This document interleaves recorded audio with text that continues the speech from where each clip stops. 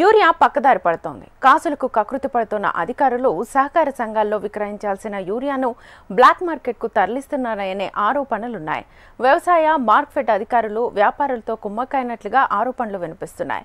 వ్యాపారులతో కలిసి black market దందా సాగించడంతో పాటు యూరియాను సరిహద్దు దాటిస్తున్నట్లుగా తెలుస్తోంది. తెలంగాణ రైతులకు అందాల్సిన యూరియా పొరుగు రాష్ట్రాలకు యథేచ్ఛగా తరలిపోతోంది. ఇంత జరుగుతున్నా అధికారులు స్పందించడం లేదన్న విమర్శలు వస్తున్నాయి.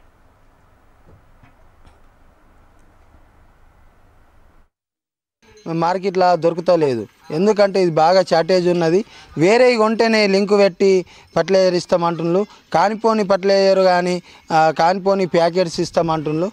అవి ఎక్కువ ధర ఉన్నాయి, మార్కెట్లో వేరే దగ్గర తక్కువ ధర ఉన్నాయి. అవి కొంటేనే మాత్రము యూరియా ఇస్తామని చెప్పడం చాలా బాధాకరం. ఉన్న ప్రభుత్వం రైతు ప్రభుత్వం అని చెప్పుకుంటుంది, మరి కేంద్ర ప్రభుత్వాలు కానీ రాష్ట్ర ప్రభుత్వాలు కానీ కనీసం రైతులు పైసలు పెట్టి కొనడానికి ఫర్టిలైజర్ కూడా ఇవ్వకపోతే, ఫర్టిలైజర్ సరైన టైంలో ఇంత పత్తికి వేయకపోతే నీకు రేపు దిగుబడి తగ్గిపోతుంది. దానివల్ల రైతు ఆర్థికంగా నష్టపోతాడు.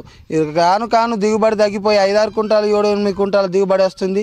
కనీసం సకాలంలోని ఫర్టిలైజర్ కానీ ఈ పెస్టిసైడ్స్ కానీ దొరికితేనే రైతు పెట్టి దాన్ని సకాలంలో సాగు చేసుకుంటాడు. కాబట్టి